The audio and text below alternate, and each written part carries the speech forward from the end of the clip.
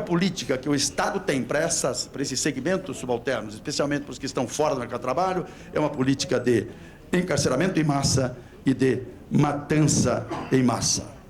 A tendência para o futuro é que isto vai aumentar. Eu vejo, quer dizer, na tendência para o futuro, eu não vejo a possibilidade enfim, de abolicionismo, de abolição do direito penal, redução do direito penal. Eu vejo a expansão do direito penal, tanto quantitativa, em termos de quantidade de crime, como qualitativamente, em medidas mais severas e mais rigorosas. Aliás, é o gráfico, é a tendência que o Sala mostrou. Então, eu não me iludo mais com relação a isto, né? Não guardo mais ilusões, porque o direito penal, na verdade, só serve mesmo para isso, para garantir e reproduzir a desigualdade social, econômica e política.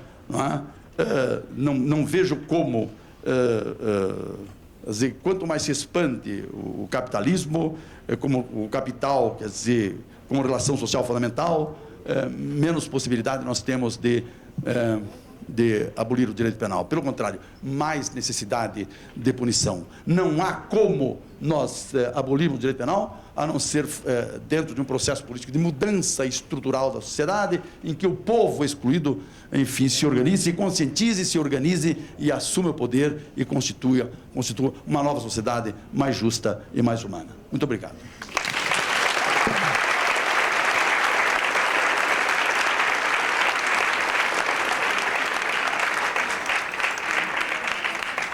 Muito obrigado, sou Juarez Cirino dos Santos. Eu gostaria de agradecer também a relatoria da Defensora Pública Renata Tsucada, né, do Estado do Paraná, coordenadora do Grupo de Execução Penal do Estado do Paraná, e abrir para... E dizer que nós temos aí alguns, não muitos, mas alguns minutos para um debate. Enfim, acredito que a metodologia mais correta seja uma rodada de 2, 3 ou 4 comentários e perguntas, e em seguida os membros da mesa podem responder. Tem um microfone aqui. O Davi. Você tem outro microfone aí, velho? Tem?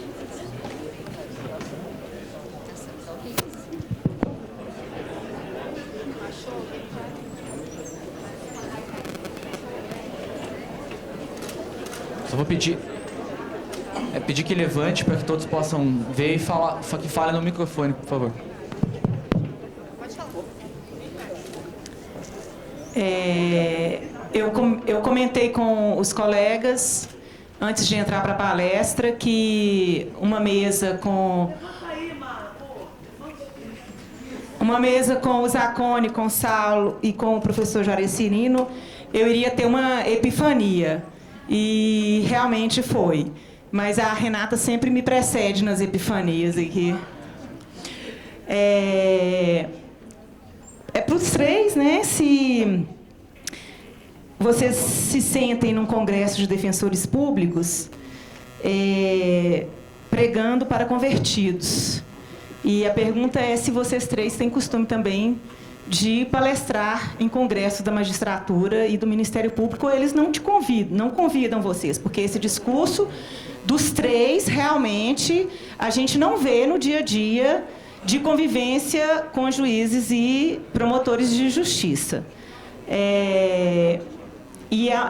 Eu queria insistir na questão da tornozeleira, se é uma alternativa, se vocês entendem que a tornozeleira é uma alternativa abolicionista.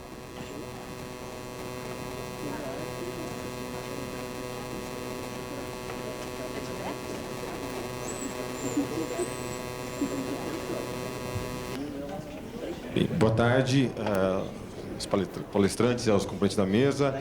A minha pergunta no mesmo sentido, e acho que ela complementa a pergunta da colega, é possível mudar o sistema por dentro? Acho que o defensor público ele sofre do estigma de Erasmo Carlos, que é ter um juiz para chamar de seu, e a gente segue a mesma lógica do judiciário, ou seja, um defensor por vara, quer ter o mesmo número de defensores que o número de promotores, funciona dessa forma. Eu falo porque nós, defensores que atuamos no criminal, a sensação que temos é de enxugar o gelo e de legitimar um processo que caminha para esse mega encarceramento. Como mudar, ou se é possível mudar o sistema por dentro? Obrigado. Só um minutinho. São quantas perguntas? 4.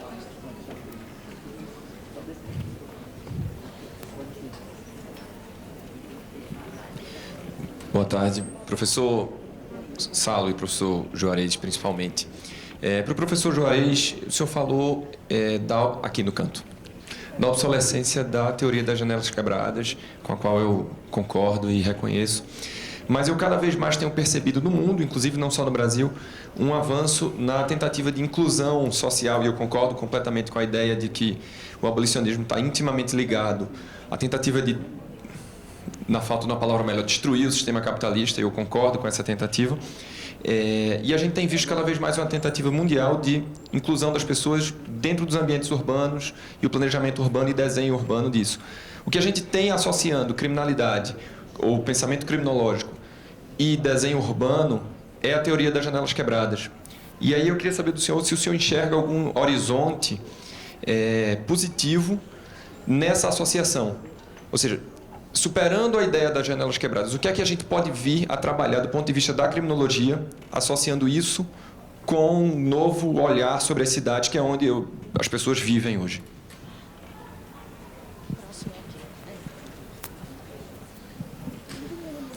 Oi, boa tarde. Meu nome é Ana Paula, sou defensora aqui do Paraná. Só queria... A minha questão é com relação às audiências de custódia, que são muito faladas atualmente. Se, na visão de vocês, existiria alguma análise crítica negativa com relação às audiências de custódia? Ou se vocês veriam apenas pontos positivos?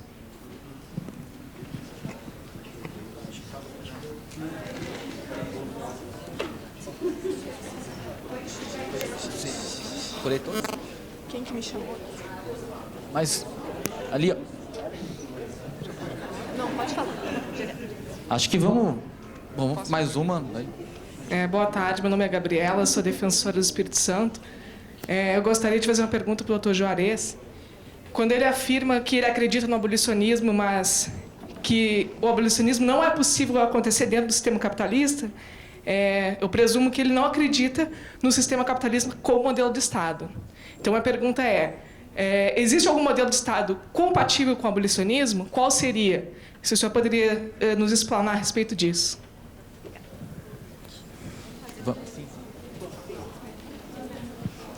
Boa tarde, meu nome é Lívia, eu sou defensora no Rio de Janeiro. Eu gostaria de dirigir minha pergunta ao professor Salo.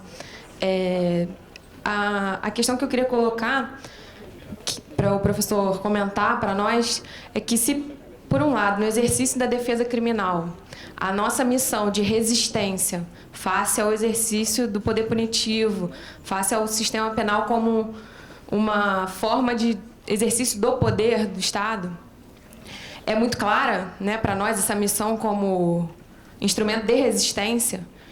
Em outras formas de atuação da Defensoria Pública, muitas vezes nós somos provocados, por exemplo, pelos movimentos sociais a disputar o direito penal como um espaço de poder. Então, existem mandados de criminalização no Sistema Internacional de Direitos Humanos, existem questões de desigualdade estrutural que nos pressionam, muitas vezes, a debater projetos de criminalização da homofobia, a questão da criminalização do racismo. Então, eu queria que o professor comentasse de que maneira que esse dilema pode ser trabalhado pela Defensoria Pública, até também quanto à assistência à acusação, né, que é uma política de acesso à justiça que às vezes a gente fica nesse dilema. Como exercer isso?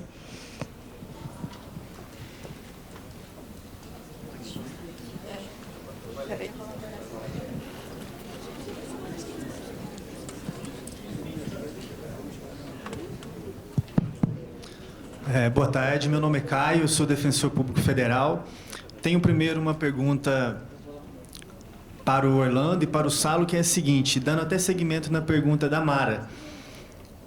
É que eu não sei se vocês têm essa impressão de que a defensoria é composta apenas pelos convertidos, mas a verdade é que não é. A defensoria abriga uma grande quantidade de influências ideológicas, algumas até muito assustadoras até. E a minha pergunta é a seguinte: é possível se falar numa homogeneidade ideológica dentro da Defensoria Pública? A Defensoria Pública tem esse papel de participar desse debate público sobre os temas mais polêmicos, redução da maioridade penal e diversos outros. E uma pergunta para o professor Juarez Cirino é a seguinte: qual é o limite ético da atividade do defensor público, ou também do advogado, mas aqui trazendo mais para o campo da defesa pública, porque nós temos esse ônus a mais de sermos funcionários públicos. Qual seria o nosso limite ético na defesa? Principalmente na questão da orientação no interrogatório. E eu faço essa pergunta talvez até para ter uma consciência até mais limpa, porque admito que o meu limite ético nessa questão é quase zero. Até porque na Justiça Federal a gente tem uma dificuldade a menos do que a dos colegas da Justiça Estadual, que a gente não lida com os crimes de sangue. Mas este é um tema que é muito interessante e muito pouco explorado. E talvez uma visão do professor para orientar um pouco melhor. Obrigado.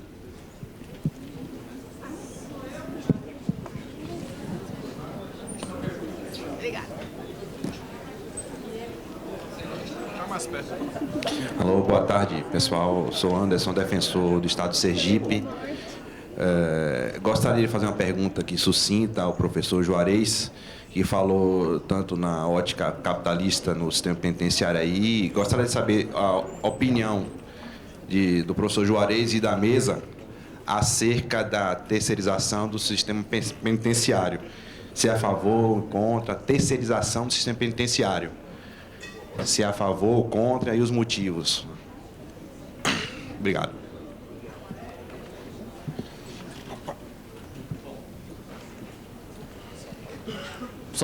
Ela tinha levantado a mão antes, só uma última pergunta dela e a gente encerra, porque senão a gente não consegue, os panelistas não conseguem responder a todas as perguntas. Né?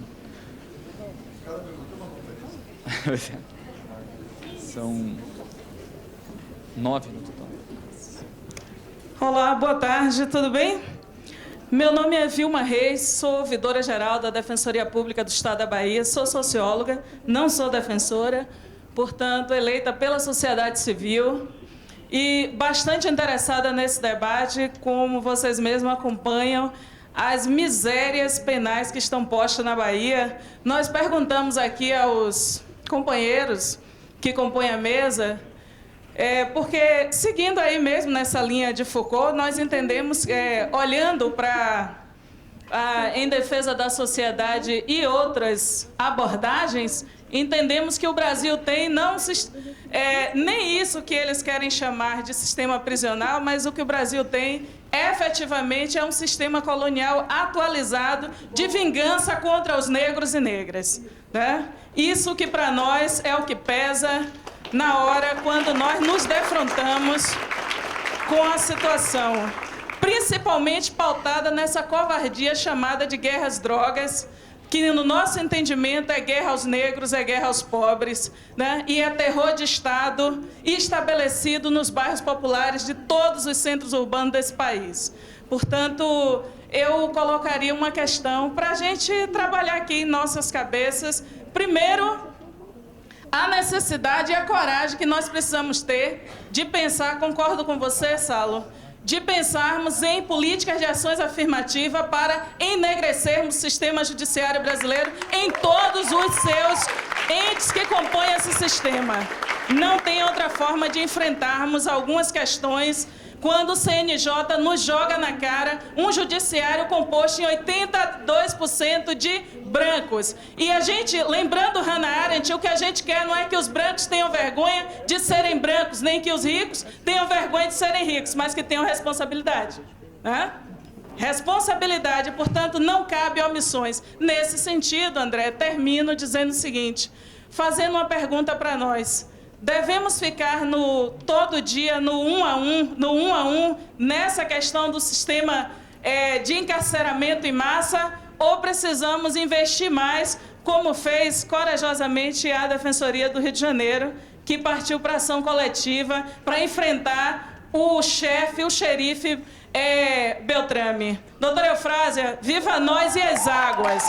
Viva nós e as águas, porque o que aconteceu de punição preventiva contra os jovens negros no Rio de Janeiro é uma covardia e isso é o que ocorre no país inteiro. Por isso eu pergunto, nós ficaremos assim achando que, portanto, que não se comportar como servidor público, né? Achar que não somos agentes políticos na decisão e no enfrentamento e iremos fazer no 1 a 1, que nosso papel é fazer o habeas corpus, é soltar, é ficar nesse reme-reme, ou nós partiremos para ações coletivas nacionais em todas as 27, nos 26 estados e no Distrito Federal.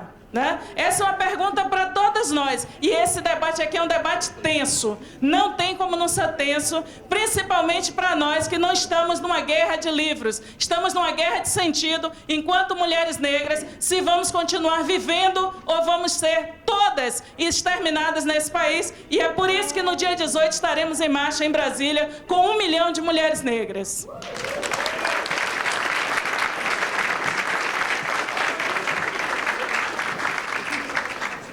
Posso? Então. Bom, eu tenho algumas questões assim, que são muito próximas, eu vou tentar agrupar, começando pela questão da... se me chamam para falar em outros públicos, e a questão dos convertidos na defensoria. No Ministério Público, efetivamente, faz muito tempo que eu não sou chamado para... Mas no Judiciário sou, né? Até estava comentando, no Rio, na Emerge, eu fiz um curso de atualização para juízes, né? Quer dizer, eu gravei as aulas sobre a aplicação da pena, né? Bem técnico, a aplicação da pena mesmo, aquela coisa de dosimetria, e agora estou debatendo, são 5 semanas de debate nos fóruns virtuais. Né? Eu já estou há 1 semana e já estou bastante assustado. Mas é esse papel nosso que é o que o professor Nunes falou, é a construção de sentido, é a disputa pelo discurso, não adianta. Né? Eu não posso me negar a ter esse tipo de atividade, porque senão é muito cômodo falar só para defensores. Embora, cara, concorde contigo e saiba, pelas experiências fui presidente do Conselho Penitenciário do Rio Grande do Sul, enfim, advoguei muito tempo no Rio Grande do Sul e conheço essa defensoria mais especificamente. Né? Por exemplo, a questão da assistência da acusação é um debate que se colocou, não sei como está, né, institucionalmente, né, mas sei que também é um campo de disputa. Agora, que não é... que os defensores mais progressistas, garantistas, humanistas, abolicionistas, como queira chamar, não representam uma ilha na instituição como acontece nas demais. Né? Que, aliás, são essas poucas ilhas que nos chamam para falar no Judiciário, inclusive. Né? Então, assim, por isso que eu acho que é possível tomar posições institucionais, né? Que é o que a colega fala, e é isso. Né? Por exemplo, eu acho que não cabe à defensoria fazer papel de assistência de acusação. Eu não sei. Né? Eu acho que o Ministério Público já tem todas as suas baterias e toda a sua musculatura envolvida com a questão da acusação. Eu acho que não é o esforço para a defensoria esse. Né? Mas não sei, enfim, mas esse é um debate que vocês têm que fazer. Eu estou dando a minha opinião de fora, como um observador de uma instituição que opera dentro do sistema punitivo, fundamentalmente como resistência. Né? Esse é o meu olhar. Né? E já puxando para as outras questões, esse olhar é que me faz pensar que nós temos que... vou aplicar aqui de forma muito temerária o Gramsci, né? Mas eu acho que tem que pensar gramscianamente nas ações de movimento e nas ações de posição, que o Gramsci falava, né? As duas formas de revolução, guerra de movimento e guerra de posição. As microações são fundamentais. É fundamental que o defensor esteja muito bem capacitado para fazer uma resposta à acusação técnica que aponte todas as nulidades, né, do inquérito que o colega do Zacconi presidiu, enfim, possa apontar as deficiências do processo. Isso é fundamental, né? Mas é fundamental também essas posições institucionais. Posições institucionais que podem ser posições políticas, mas posições técnicas também. Eu não sei como... Não sei, provavelmente eu esteja falando de algo que já ocorra em maior ou menor nível, né? Mas no ano passado, no Rio, eu comentava isso no debate da Defensoria sobre drogas. Um dos grandes problemas que a gente tem na questão da política criminal de drogas é a duplicidade de criminalização, é o bis in idem que a Associação para o Tráfico produz. Né? É o agravamento punitivo que a Associação para o Tráfico produz, né? Quando se imputa tráfico e a Associação para o Tráfico, quando aquela situação é uma situação de concurso de agentes. Né? Então, esse é um problema. E é um problema que vai resultar diretamente lá no encarceramento. A gente sabe disso. Né? Bom, eu acredito que a instituição Defensoria já tem uma maturidade suficiente para pensar em ações coletivas. Mas ações coletivas em que sentido? Bom, está aqui o professor Juarez Cirino dos Santos, está o professor Nilo Batista, né, que tem toda a capacidade de fazer um parecer que oriente a ação de todos os defensores do país. Né, uma legal opinion que possa orientar a ação desde do defensor que está no Rio de Janeiro àquele que está lá no Quaraí, né, lá no Rio Grande do Sul. Né, eu acho que já tem essa capacidade, essa maturidade para se pensar nisso, seja via associação, não sei, a forma de se produzir isso. Né? Mas eu acho que esse tipo de... Né, fora as ações institucionais mesmo, assim, de ruptura, como... daí eu acho que as cotas ainda são, né, muito importantes. Né? Então eu acho que tem vários âmbitos de ação. Eu não descarto nenhum, eu acho todos muito importantes. Né? Mas quanto mais organizado for, mais capacidade a gente vai ter de resistência. Né? Porque a gente sabe da capacidade de organização, por exemplo, do Ministério Público. Né? Acho que a gente tem que se aproximar de... Né? Fala a gente já me colocando como um agente de apoio. Né? Mas acho que a Defensoria tem essa capacidade. Né? E tem que pensar nisso. Né? Não ação coletiva no sentido de... em ações conjuntas dos defensores, né? Orientações institucionais a respeito de temas-chave. Né? Como esse. Por que a gente tem 100 mil pessoas presas no Brasil por delitos patrimoniais sem violência? Fundamentalmente por força da reincidência. Bom, o nosso Supremo teve a chance de declarar inconstitucional a residência, mas a gente não pode abandonar essa disputa. Né? A Defensoria tem que seguir pré-questionando essa matéria. A gente só está discutindo a descriminalização das drogas para uso pessoal por força da ação da Defensoria. Isso é fundamental. Então, sei lá, uma diretriz, todo caso que tiver reincidência, o defensor vai fazer um parágrafo lá, a partir de um parecer, de uma legal opinion, a partir de uma construção coletiva, que aponte, né, a inconstitucionalidade. Enfim, eu acho que isso produz resultado. Acho que produz. Né? Bom, as audiências de custódia. Aconteceu é totalmente intuitivo isso, mas eu acho que tem uma chance de essa hipótese ser correta. Né? Até a reforma que alterou o interrogatório do réu para o último ato do processo, teoricamente, e eu acredito nisso, é uma reforma garantista. Logicamente que o réu falar no final do processo, depois de toda a prova produzida, é uma qualidade na ampla defesa. Ninguém duvida disso e nenhum de nós aqui vai questionar isso. Agora, isso gerou um problema no nosso encarceramento. Porque era muito comum, e isso eu me debati inúmeras vezes no escritório, discutindo com os meus colegas, é o seguinte: vamos entrar com habeas corpus agora ou vamos esperar o momento do interrogatório, quando era no primeiro ato do processo, porque tem a chance de o juiz ouvir o réu e soltar. E as hipóteses de soltura em interrogatório, estou falando pela experiência, não tenho dados, mas pela experiência minha e pela observação de vários colegas, era grande. Né? Então, olha só que coisa incrível, né? Foi uma mudança tecnicamente garantista, mas que provocou encarceramento. Né? Acho que a gente não tem nenhum estudo, deveria ter um estudo, se tem eu não conheço, né? Para ver o impacto dessa mudança em termos de encarceramento. Então, por esse aspecto, eu acho a hipótese das audiências de custódia muito interessante. Né? Qual o medo que eu vejo? É de se transformar naquilo que tem no Rio Grande do Sul, na justiça juvenil, uma espécie de justiça instantânea. Onde se produz uma prova muito rapidamente, sem reflexão nenhuma, contra aquela reforma que trouxe o interrogatório para o último ato, né, como uma espécie de negociação da liberdade. Esse é o problema. E daí não adianta, nós vamos ter que aprender ainda qual o nosso papel, né? Estava falando da questão ética no interrogatório, né? Eu acho que esse vai ser um exercício também, agora, dos defensores públicos e privados. Né? Qual o nosso papel nas audiências de custódia? Né?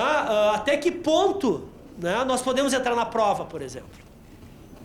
Né? Mas, em tese, é um ato que tende a ser um ato que produza menos encarceramento. Né? Até por esse contato do juiz com o réu, enfim. Né? O meu medo é que se converta numa justiça instantânea. Essa é a minha... tem outras questões também que estão direcionadas para os colegas da mesa, mas... eu acho que tá. Já falei demais. Bom, é rápido também, porque por causa do tempo, mas eu gostei da pergunta dos juízes e promotores, foi uma das primeiras, né? Como é que é se nós somos convidados? É evidente que não. Mas o que eu queria questionar, o porquê hoje o discurso punitivista, na lógica do que o Juarez Cirino colocou, dessa política criminal atuarial, né, da prevenção do risco, isso tudo tem sido, né, gestado dentro dos tribunais, muito mais do que dentro da polícia. Muito mais do que dentro da polícia. Por quê? Porque há um interesse corporativista muito grande em ser o gestor dessa política. É isso que garante, né, quando sai no jornal, na capa de um jornal de grande circulação, como lá no Rio, né, temos o Globo e tal, juízes recebem auxílio moradia, juízes recebem auxílio educação para os seus filhos, né? Não aconteceu uma reação por parte da população. Isso me impressiona. Me impressiona. Né? Porque eu já fui conversar com algum dos deputados sobre a possibilidade de isenção de PVA para policiais, porque o policial ele tem um dever de agir 24 horas e se ele está no seu carro, eu acho que ele seria uma política, né, assim, satisfatória você isentar. Pô, o Cabral lá no Rio deu isenção de PVA para a empresa de ônibus, porra, por que o policial não pode ter isenção? Aí os deputados falam assim, não, isso é muito perigoso, a população pode não gostar. Mas eles não pensam no perigo da população não gostar quando os benefícios são concedidos aos, né, fariseus. Aos fariseus. Aos que têm o monopólio da decisão do direito. Né? Então, acho que isso tem a ver com a audiência de custódia. Não sei se vocês repararam que os delegados, lógico, porque a disputa corporativista, se colocaram contra. A DEPOL foi logo contra. Mas o CNJ, os juízes, todos... O que está em jogo? Né? O que está em jogo é o monopólio da legitimidade do poder de polícia. Porque, repara, historicamente no Brasil, quem dá legitimidade ao poder de polícia são os delegados. Aliás, essa é a função autoritária de termos uma autoridade jurídica dentro da polícia, que nem dentro da polícia está, porque a coisa é tão terrível que os delegados se dizem carreira jurídica e ainda querem dirigir as polícias. Quer dizer, chamam de carreira híbrida. Isso é um absurdo. No direito administrativo, eu já tentei localizar esse fenômeno, não consigo, porque ele não existe. Porque essa decisão de delegado ser carreira jurídica é para ele contemplar salários próximos, ou que se siga a linha dos promotores e juízes.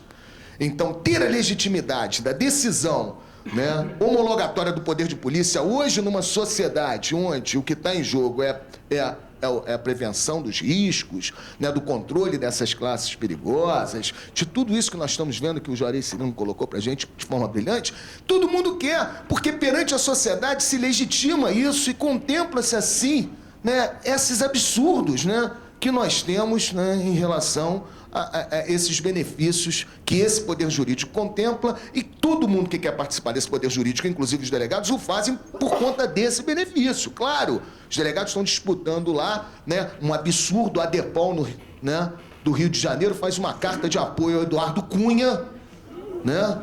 Eu botei no Facebook, é melhor pedir esmola na rua, mais digno, né? Porque estavam contemplando, via, né, o Cunha, aquela PEC que colocava o salário do delegado atrelado ao 2000. Todo mundo quer ser jurista para ter bons salários. E aí, evidentemente, que o jurista passa a ser uma outra figura. Nós temos que estudar isso. Quando eu falei dos fariseus, é o que eu quero estudar no pós-doc. Porque ele passa a ser já não é mais aquele garantidor, né, dos direitos, já não é mais, né, aquela figura histórica, né, que os Zaffaroni nos colocavam, né, do contentor do poder punitivo. Ele é uma figura que expande esse poder punitivo. Então, acho que esse debate da audiência de custódia tem a ver com isso, né? E o que vamos fazer, então, em relação à mudança, para encerrar, né? A mudança do sistema por dentro, né? É possível se falar, né, em identidade ideológica? Eu acho o seguinte, a questão está no ambiente social. Os policiais já chegam na polícia de forma formados, eles não se formam dentro da polícia. Recentemente teve uma posse de oficiais de cartório no Rio de Janeiro, onde apareceu o deputado Jair Bolsonaro, que foi ovacionado, né, com gritos de torcida. O Bolsonaro chegou, é de assustar. Nós estamos num momento pré-totalitário preocupante, né, porque isso está sendo, esse ovo da serpente está sendo gestado no ambiente social. Então, não é dentro da defensoria, né? Os defensores, eles vêm de vários campos, né? Principalmente foi de vários campos, mas do campo jurídico. E esse campo jurídico, né, ele é extremamente hoje autoritário no sentido da manutenção dessas desigualdades sociais e usufrui, né, corporativamente dos benefícios dessas desigualdades, contemplando seus benefícios salariais. Os delegados deveriam ter vergonha, porque abandonam a tiragem, né, numa situação terrível. Hoje os policiais estão na linha de frente dessa política, morrendo todo dia, né? Pô, nas políticas de cortar na própria carne, porque se não conseguir transformar o pedreiro em traficante, se não conseguir transformar o dançarino em traficante, vai tudo em cana, né? Porque é uma política gestada pelo Estado que tem que funcionar direitinho, porque se der algum problema, sabe o que o Estado faz? A culpa é do policial, não é da política. Mas os policiais ainda não enxergaram isso, eles ainda estão achando, né, que o discurso totalitário vai melhorar a situação deles, vai colocar eles cada vez mais numa situação vulnerável. E os delegados o que fazem, né? Se protegem como um mundo jurídico à parte da polícia, largam essa tiragem, quer dizer, uma grande tragédia. Então, acho que nós temos que questionar um pouco, né? E eu tenho feito agora umas reflexões acerca de como a operatividade, né, desse sistema de justiça criminal, por nós, né, no nosso dia a dia de trabalho, tem contribuído para toda essa situação, né, que nós estamos tentando enfrentar, né, mas sempre olhando para fora e nunca olhando para dentro. Então, acho a sua pergunta muito boa, né? É necessário que a defensoria se enxergue também no sentido de ver até que ponto ela, mesmo enquanto defensoria, é reprodutora, e eu vi várias perguntas nesse sentido, acho isso muito importante, é isso. Eu já ouvi que vieram pedir para encerrar o painel, por questão de horário. Então, sim? Por favor. Não. Então, eu vou ser muito econômico aqui na resposta e vou me reduzir a 2 ou 3. A questão das tornozeleiras. Isso é uma alternativa ao abolicionismo. É digamos, uma alternativa abolicionista. Evidentemente, estamos aqui naquela lógica, né, que as alternativas ao sistema penal ampliam o sistema penal e reforçam o sistema penal. Evidentemente, é muito melhor a tornozeleira do que a prisão. E se perguntar ao condenado se ele prefere a tornozeleira ou a prisão, ele vai dizer, eu prefiro a tornozeleira. Mas se não existisse a tornozeleira, provavelmente o juiz talvez não aplicasse a prisão. Como existe a tornozeleira, ele deixa aplicado, mas a tornozeleira. Então, você vê como amplia o sistema penal. E outra coisa, se o comportamento dele não for o esperado, quer dizer, a prisão pode ser aplicada. Quer dizer, as alternativas do sistema penal funcionam como um reforço da pena de prisão. Se é possível mudar um sistema por dentro, o grande problema é quebrar a lógica do mercado. Vamos falar que sistema? O sistema penal, quer dizer, o sistema judiciário, o sistema policial. Quer dizer, esses sistemas fazem parte de um sistema de poder, quer dizer, de poder do Estado. E o Estado é o Estado capitalista, né? E como é que você vai mudar a lógica do funcionamento desses sistemas que realizam o poder? Quer dizer, sem mudar aqueles fundamentos, né, econômicos e políticos desses sistemas, que é o capital, a relação capital-trabalho assalariado. Então, eu acho muito difícil você mudar um sistema por dentro, porque esse sistema está jungido à lógica do mercado. E essa lógica do mercado é uma lógica, é a lógica determinante, né? Tudo funciona para o mercado, desde a polícia até a universidade, para atender as necessidades do mercado. Quer dizer, o mercado é o mercado da relação, é o mercado do capital. Né? A questão da audiência e custódia. Existe um ponto negativo. Sinceramente, eu vejo tantos pontos positivos que eu nem me preocupo com um ponto negativo. Há uma diferença tão grande entre o juiz ver um papel e ver o próprio preso, né, em pessoa, ouvir o preso e ver se há marcas dele de sevícia, isso é, de tortura, né? Porque essa é a grande questão.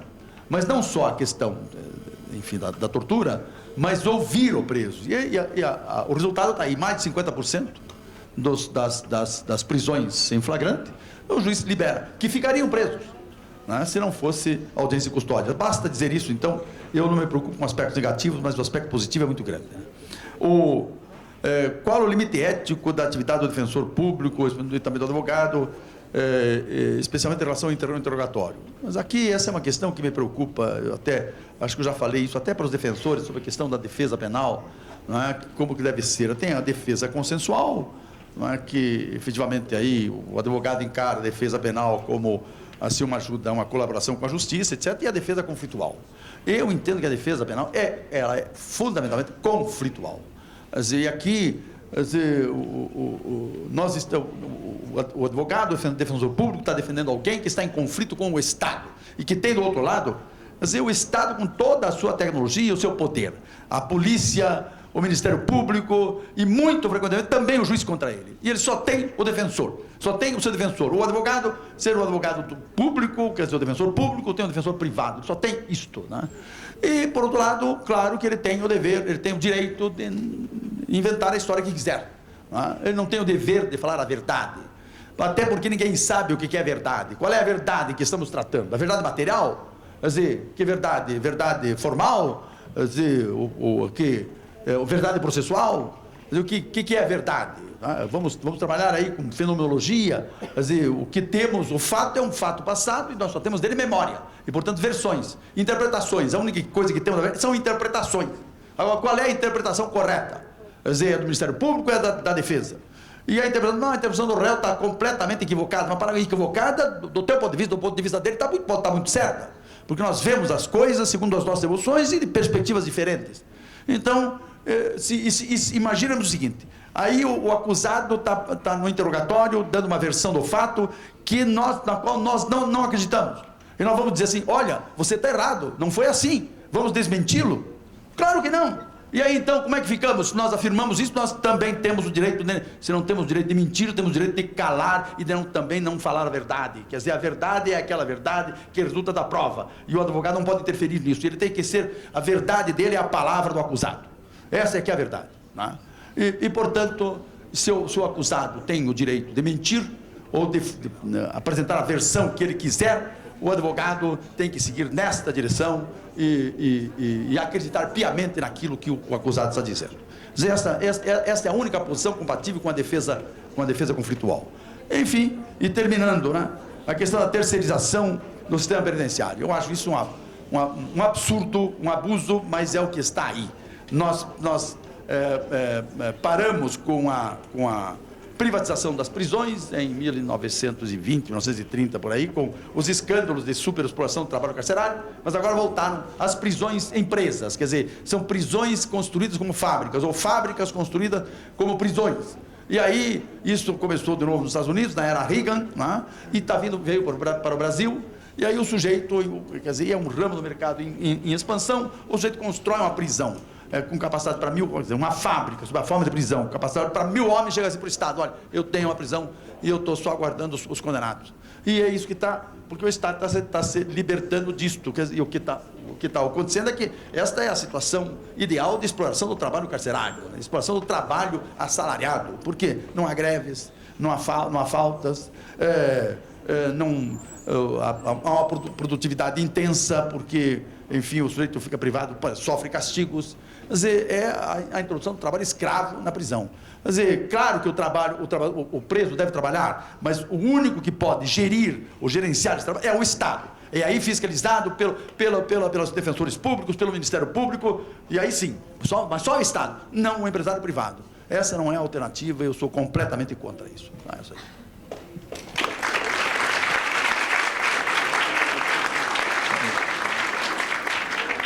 Inclusive, o projeto de lei 513 de 2011 tramita rapidamente no Senado, prevendo a privatização do sistema penitenciário brasileiro, né? Eu gostaria de agradecer mais uma vez a todos os presentes, a relatora e aos palestrantes, informando que o coffee break está sendo servido na sessão de credenciamento. Muito obrigado a todos. Boa tarde.